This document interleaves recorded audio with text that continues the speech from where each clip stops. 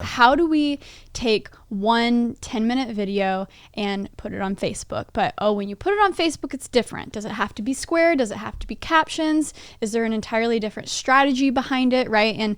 And what's inside content is very it's fun to watch, but it can appeal to anyone. Dan is the expert when it comes to YouTube. Like, obviously he's built like 2 massive followings on 2 different channels. But Facebook is like a whole different beast. Like, it's a whole different audience, and we had to... It's almost scary when you're on the outside. And because I completely went off Facebook probably 5 years ago. I just deleted my personal Facebook because it became about ads and my grandma screaming at people. Like, I don't need that, right? But there's such a need for video content once they started, they're doing ads in different ways that the platform... oh my gosh, it like craves the type of content that I feel like YouTubers make. But like you said, it's a little different, right? Yeah. It's also a little frustrating as a YouTuber when you've been successful and you get a certain number of view per video and you know how things work. It and then you post everywhere. it on there and you're like, I haven't hit 1,000 views and like it's been 3 days on my video. So a lot of YouTubers will just say, I'm done with this. I'm just going to stick with the other platform and stuff. So that's kind of where Hunter has come in and helped us like do the things that I don't know what to do on Facebook to make it work properly. It's not like you're gaming the system in any like bad way. It's just, there's just like with YouTube, there's things to do. On Facebook, there's also things to do. It's just a lot of people maybe don't know that side of it as well. Yeah. So Hunter, school us. Facebook. What's the deal with Facebook? I think the biggest thing with Facebook is people give up too quickly. They post it the first time, like Dan just said, like after 3 days, we only got 1,000 views. But the best thing about Facebook is you can repost your video as many times as possible, and it's another time at bat. So you don't need to hit a home run on the first time. So for example, Dan made a video called What's Inside a Tesla Tire. It did 10 million views on YouTube, and 3 months later we brought it to Facebook. It did 3 million views on the first time, which is really good. But I scheduled the video to be posted 9 times within 3 months. And the thing that throws me off, like on YouTube, when you repost a video, it's like you take the entire video, you upload it, and you go live with it. On Facebook, you just take your original video post and it carries over the stats. Yeah, right? and you share it again with same captions or different based off of what you want. But yeah, and on the 9th time, it did 28 million views within 2 weeks, and to this day, it averages right around like an additional 500,000 views a month just by itself. And so that's the thing with Facebook is you can build a really great audience just by continuing to repost one video time after time. What was the other video that did really well on there? It was a Mexican jumping bean, right? Yes, this is my favorite one. So I lived in Mexico for 2 years, so I was like, Cinco de Mayo, let's plan this out. And Mexican jumping beans aren't really known in the U.S. So Dan had this great video where he cut open a Mexican jumping bean. I won't spoil what's inside, but we posted it on Cinco de Mayo. It got 5,000 views in like a year. And I was like so disheartened, but then by that time next year, I reposted it again, and it skyrocketed and did 1 million views in a week.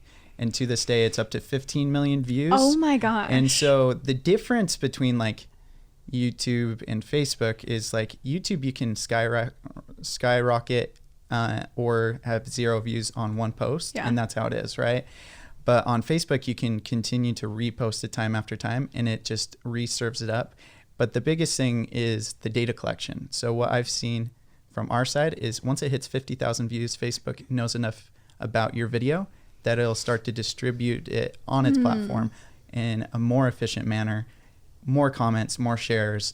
It just needs enough data to really do a great job. So when you are planning out the different times, what is their strategy with, okay, Monday at 1 p.m., Tuesday at 3 p.m., Friday at 6 p.m. Is it the same time every time? Is there a science to it, or are you really saying, okay, let's serve this up 10 different times, we'll see what happens? Yeah, so it really depends. Like, I think it depends on the season. So like this time last year, if we were posting at 10 o'clock at night, Mountain Time, which is midnight here in New York, it was crushing it. That was the ideal time to post any of our content that was related to our electric cars page. It would do really well and pick up throughout the day into the next day. But now our main times that we're posting is 8 a.m. and 8 p.m. So we post twice a day right now. Seeing what's working and not being afraid to adjust, because it seems like things do change all the time, especially with YouTube. Things are, obviously electric cars, super hot, and there's a niche there, and it applies to a very general audience, I think, which is good. And I think that's what YouTubers have a hard time balancing between finding your niche, but also, oh man, how many people really care about the new Sony camera, And I think you've done a good job with that. But how has the transition been from what's inside, cutting things open, who knew that would be so popular, right, to then, really pouring into the family channel, sharing more of that, the building a beautiful home in Utah. People seem to be interested in this stuff that you wouldn't think they would, but right, time and time again. Yeah, people just... Dan is out here crushing the game. No, it's been fun. I mean, obviously with every platform, it's like you need to be authentic and have fun. Mm-hmm. And we bought an electric car and I loved it. And I published a few things about it and it kind of took off. I'm like, well, let's make some more on it. And then once we moved and we did a couple of house videos, we're like, oh, people really want to be a part of this process. So that was fun. When we talk a little bit about Facebook, like you were mentioning, like I feel like Facebook is a good place where there's so many groups and so many niches that are on there, where I know for myself, when I want to learn about, when I want to connect with people and see what the latest news is, yes, there's Twitter, but I know within my Facebook group of Tesla cars that I'm personally involved in, like I'm going to learn all the things. We just sold our Sony camera in preparation for the Sony a7S III. My wife posted it for like a week and didn't get anybody because it was an expensive camera. It was like the A7R, I think is what it's called, that we had. And then this week she goes, hey, I joined this Sony camera group on Facebook and I just posted it in 2 of these groups. And within 2 days, we had probably 20 people that wanted this camera, and they were asking very specific questions, very intelligent questions. Yeah. And it's just as funny because some of the videos that we published in the past, like we did a hamster video once. Who knows? I remember you telling me about the hamster video. Yeah. It was like $300 for hamster tunnels. And on YouTube, it did great. It was like it's still one of our best performing videos we've ever had from an ad revenue standpoint, mm-hmm, which is crazy. But on Facebook, it was interesting because this thing would get shared in so many hamster groups. And it turns out there are tons of hamster groups. And do you know what these hamster groups are talking about? Like, is it, I just bought one, help, what do I need? Or do they do they post pictures of their hamsters? I mean, as a person from the outside who has never been on Facebook, my mind is blown that this might sound super naive, but that there's still people on there, right? Well, the strategy in the beginning, and this was a few years ago, the strategy was we would go into these groups, Hunter would join, and he came to me with this idea. He's like, there's tons of groups. I want to join the groups. So we join these groups. He joins all these groups, hamster groups, in preparation for this video to come out. And then as soon as it would come out, he would go into the groups and say, wow, look at this cool tunnel this guy built. And he would post the YouTube video, but then all of these people from Facebook would leave Facebook following our YouTube. Facebook doesn't like that, right? They wouldn't like it, but he was posting it from his personal account. So it wasn't our What's Inside page. So it doesn't hurt like that side of it. And then they would go to the YouTube channel, and then people that the YouTube algorithm would look at it and go, oh, these people like hamsters. They've never watched a What's Inside video ever. They came and watched this video and watched the whole thing and commented on it. And so YouTube would go and serve it up to more people. So like it actually helped our YouTube channel without having to pay for any push that way. Yeah. But then the best part about it was Hunter would come in. He's part of so many groups, and he's like, yeah, I just got kicked out of 3 hamster groups today. I'm like, what? Would they pick up on it? They would be like, oh, does this person work for What's Inside, the hamster guy? I honestly think there was quite a few people in there that took their jobs very seriously as moderators and like investigated where I worked, where I lived, and like connected that. Like me and Dan worked at What's Inside through my LinkedIn. Like they sent me screenshots, like everything attached to it. And I was like, wow, these people have the wrong job. They should be in the FBI. And it was intense, but this was like 3 years ago when we started this out. And to go back to your initial reaction, like it's a YouTube link. How is Facebook liking this? The reason why I came to Dan was like Mark Zuckerberg at the time, anything that he announces, they're going to gear everything towards it. Gotcha. So he's like, communities are everything. Groups. We're going to build up everything around groups. And I'm like, Dan, this is just going to have a higher priority in the algorithm. It's like Reels right now.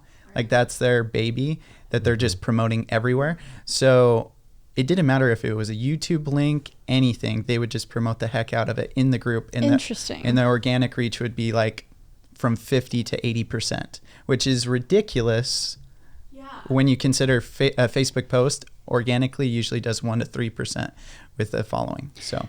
Because, I mean, that's what I was experiencing, too. Even before I did YouTube, I mean, I canceled my Facebook account, I think, senior year of high school. So it was before YouTube. And I just saw, I was like, I'm seeing the same 4 people when I'm friends with 800 people. This makes no sense. So it was already annoying just as a normal user. And I can only imagine how annoying it is for people who, I guess, make videos specifically for Facebook, but now it seems like it's more of the Instagrammers, more of the YouTubers who see Facebook as a, hey, let's get to the point where we can monetize, and then we're not going to be upset if we're beholden to the algorithm, because it seems like everyone has come to terms with that Facebook just organic reach is terrible. But then you have to find those moments where, oh, this might explode. And you just keep posting as much content as possible for those moments. Because people don't know, but Facebook has now their own Google AdSense. And so that, I'm sure, is a great stream of revenue when you're clocking millions of views on hamster videos. Yeah, the Facebook ad revenue is good. It is. Yeah. And that's the one thing I think Hunter said at the beginning is that our views they're organic. We don't pay to put them out there. And I think there's a lot of strategies that just go into getting those seen by people. One of the simplest, I mean, some of it sounds so simple to people, but like just communicating with people. If somebody shares your post, it's pretty easy. It takes some time, but to go in and actually respond to the comment on their share on their own feed. And then when they go in and say, oh yeah, of course, like you're like, thanks so much for watching it. What was it that you liked about this or something? They'll respond to you and it shows back up into their own personal feed again. And so doing little things like that, it take time, but it really does pay off because then your post can start getting seen more organically to a bunch of different people. And so, yeah.